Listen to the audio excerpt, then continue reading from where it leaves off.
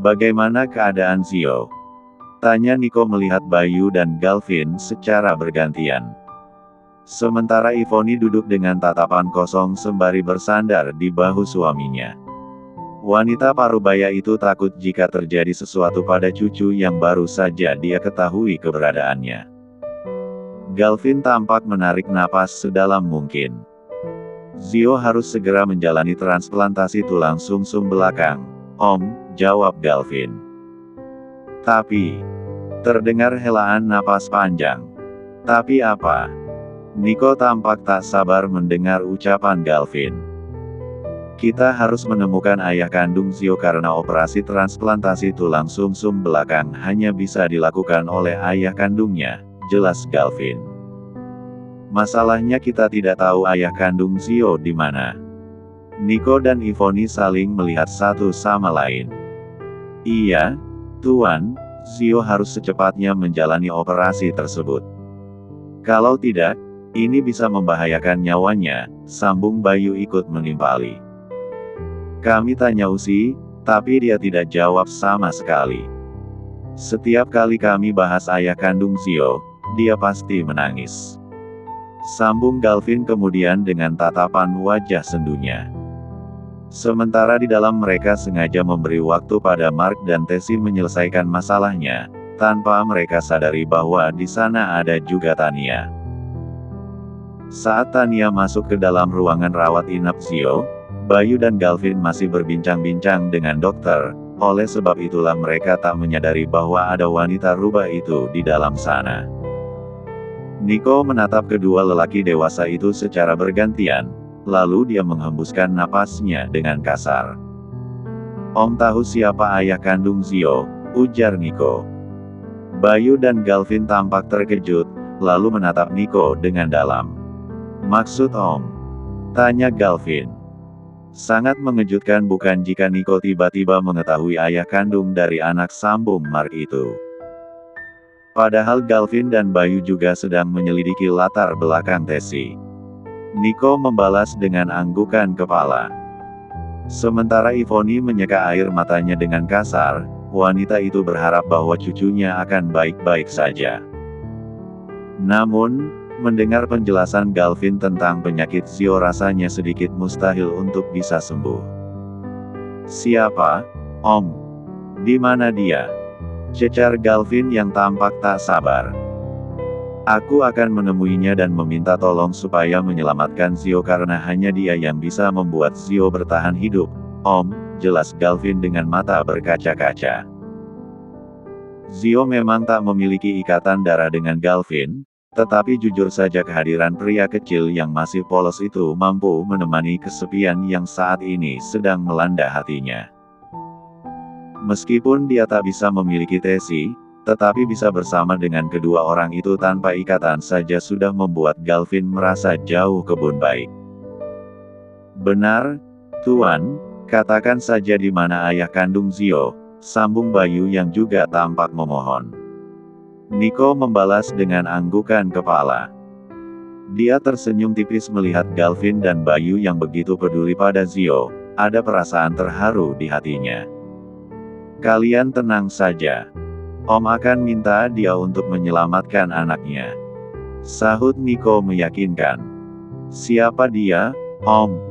Tanya Galvin yang tampak tak sabar. Kak Galvin sudah beberapa hari ini tidak pulang. Dia kemana sih? Tanya Gilsha. Tak ada kakaknya itu sepi juga rumah, biasanya mereka selalu berdebat hal-hal tak penting. Katanya ada kerjaan, jawab Stefani yang masih sibuk dengan ponsel di tangannya. Kerjaan apa? Tanya Gilsha tampak penasaran. Tidak biasanya Kak Galvin sibuk begini, ucapnya. Ada nada kekhawatiran yang terselip di antara rongga dadanya. Bagaimanapun tanpa kakaknya itu dunia Gilsha benar-benar sepi karena tak ada yang bisa diajak berdebat. Kerja kantor mungkin sama Mark, sahut Stefani seraya menyimpan ponselnya di atas meja. Kenapa? Kamu kangen sama kakak kamu itu? Stefani terkekeh, dia heran melihat kedua anaknya itu yang bak anjing dan kucing. Selalu saja ada hal yang mereka perdebatkan. Mana mungkin Gilsha kangen sama Kak Galvin, Ma, kila Gilsha melipat keduanya tangannya di dada. Stefani tersenyum seraya mengusap kepala anaknya itu. Lalu dia terdiam dan seolah sedang berpikir. Tapi, kamu benar juga ya, Galvin beberapa hari ini memang tidak pulang. Walaupun dia ada chat Mama penasaran dia di mana, ujar Stefani. Sebenarnya tidak heran karena Galvin memang suka menghilang tiba-tiba dan nanti juga pulang sendiri. Apa mungkin dia lagi sama Zio dan kakak ipar? Tebak Gilsha. Mana mungkinlah. Lagian Usi itu istrinya Mark, masa iya Galvin sama istrinya? Stefani geleng-geleng kepala mendengar ucapan putrinya. Iya siapa tahu, Ma. Yang Gilsha lihat ya, Ma. Kak Mark itu seperti tidak mencintai kakak ipar, tukas Gilsha. Jangan bilang begitu, sanggah Stefani. Tapi, Ma, sepertinya Kak Galvin memang lagi sama kakak ipar. Entah kenapa Gilsha begitu yakin karena tidak ada yang menarik perhatian Galvin selain istri Mark itu. Jadi tidak mungkin hanya karena masalah pekerjaan dia tidak pulang beberapa hari ini. Kenapa kamu bisa mikir gitu? Stefani melirik putrinya. Gilsha tidak sengaja mendengar obrolan Kak Arga sama Kak Mark, katanya kakak ipar sudah tidak tinggal di rumah Kak Mark lagi, jelas Gilsha. Lah, kenapa bisa begitu? Tanya Stefani benar-benar heran. Om Niko sama Tante Ivoni tahu.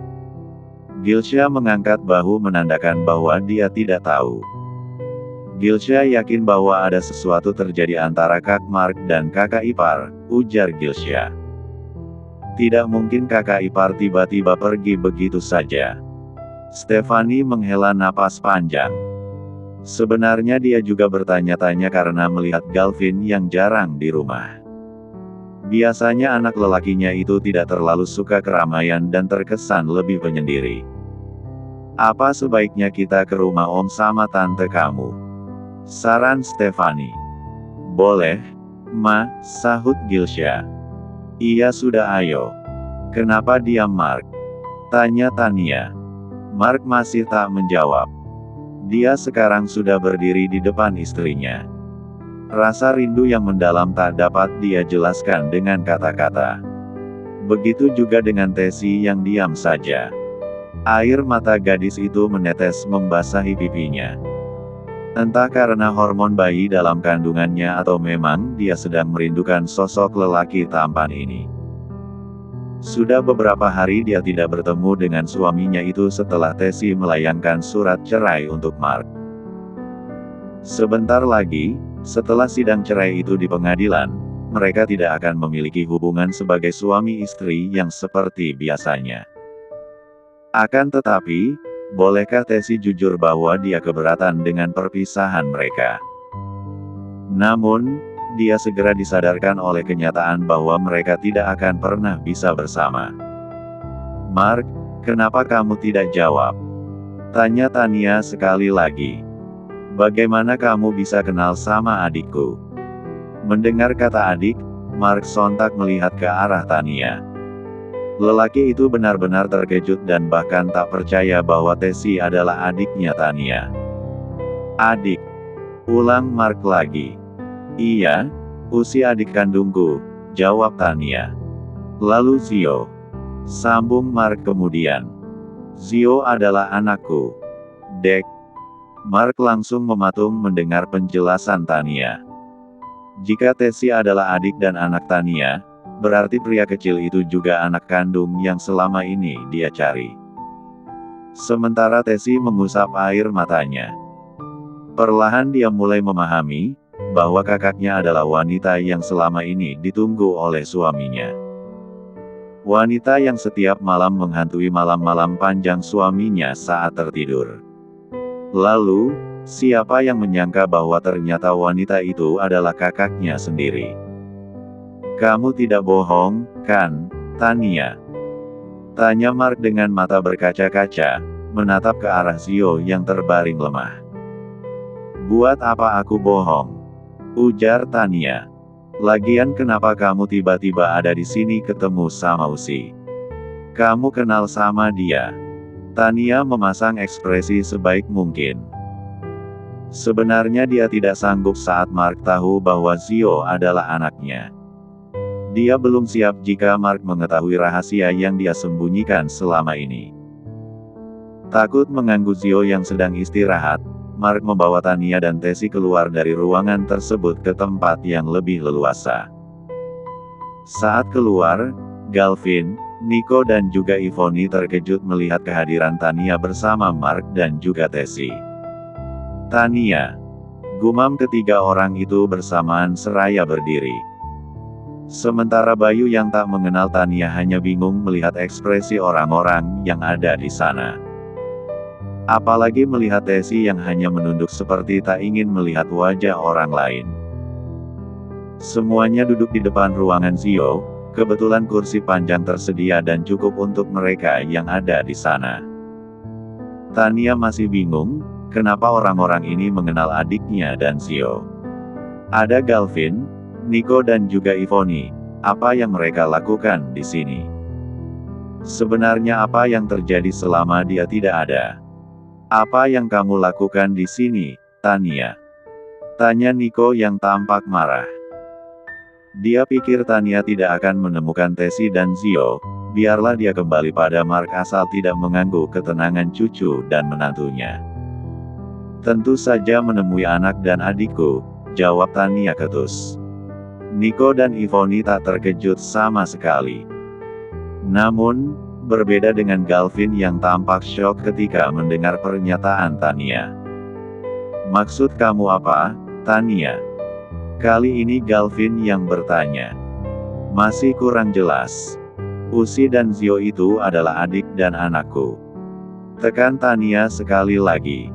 Sedari tadi Mark terus saja menatap istrinya.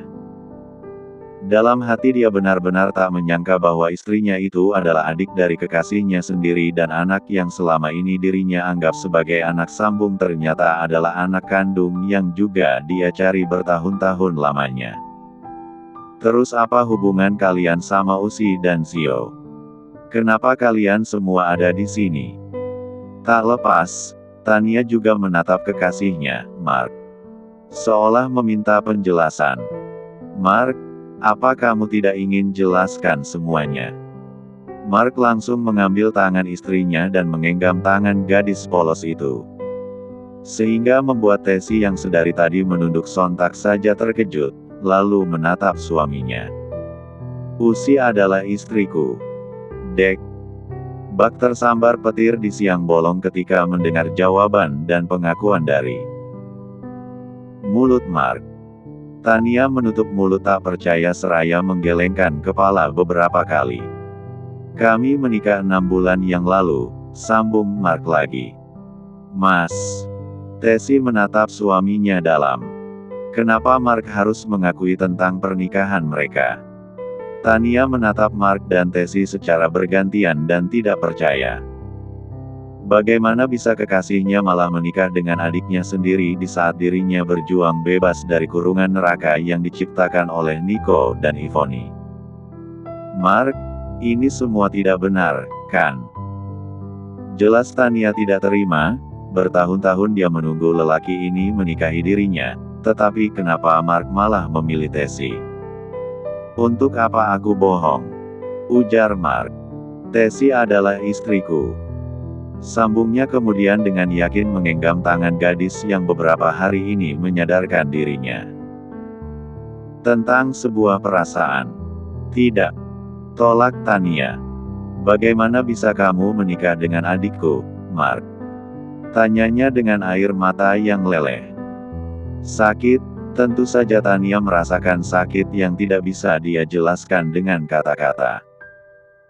Selama ini, dirinya bersikeras bebas agar bisa bertemu dengan Mark lalu memulai kisah cinta mereka lagi seperti dulu. Mark malah tersenyum pada Tesi. Entah kenapa dia sama sekali tidak peduli dengan Tania ketika mengetahui semuanya. Setelah bertemu dengan istrinya ini, semua ketakutan dan keputusasaan yang selama ini mencengkeram dadanya hilang begitu saja. Senyum Mark seketika memudar ketika Tesi melepaskan genggaman tangannya. Sakit, entah kenapa rasanya begitu sakit saat ditolak oleh gadis kecil tersebut. Tania juga menatap Tesi dengan benci. Walaupun adiknya tidak tahu apa-apa, tetapi haruskah Tesi yang dinikahi oleh Mark? Kamu jahat, Usi. Kenapa kamu lakuin ini sama kakak? Hardik Tania. Tesi menatap sang kakak sambil menggelengkan kepalanya. Kak. Gadis kecil itu menggigit bibir bawahnya menahan lelehan bening yang hendak lolos. Usi tidak tahu apa-apa, sambung Niko yang sontak ikut bicara. Pernikahan Mark dan Usi adalah rencanaku. Kali ini bukan Tania saja yang terkejut, tetapi juga Mark dan Tesi. Ketiga orang itu menatap Niko tak percaya. Aku yang menikahkan Mark dan Usi. Karena aku ingin Mark melupakanmu, Tania, ujar Niko lagi.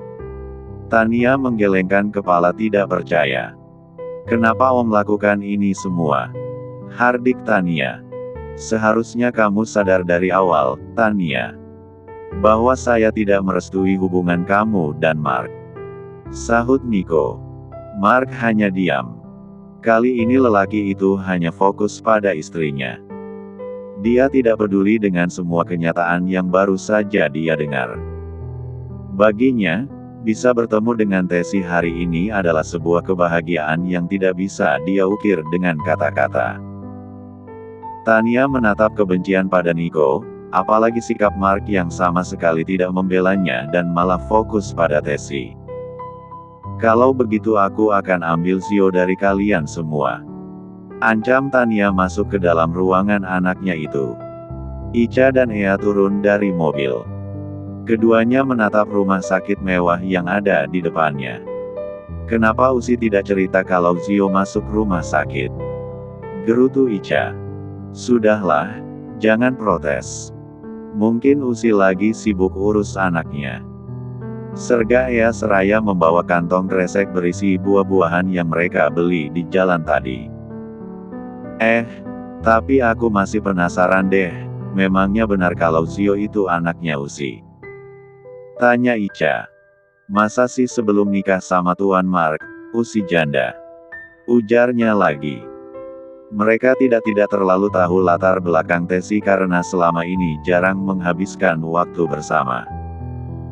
Nanti saja, tanya sama orangnya langsung, ketus Ea berjalan duluan. Kedua gadis cantik yang usianya tidak jauh dari Tesi itu memasuki koridor rumah sakit. Hingga sampai di ruangan Zio. Keduanya tampak terkejut karena melihat orang-orang yang berada di sana tampak tegang satu sama lain. Ada apa ya? Bisik Ica. Mana aku tahu, ketus Ea. Ya eloh, dari tadi sensi amat sih, iya. Lagi PMS. Ledek Ica terkekeh. Kedua gadis itu mendekat sambil tersenyum kaku. Mereka memang baru tahu bahwa Zio dibawa ke rumah sakit.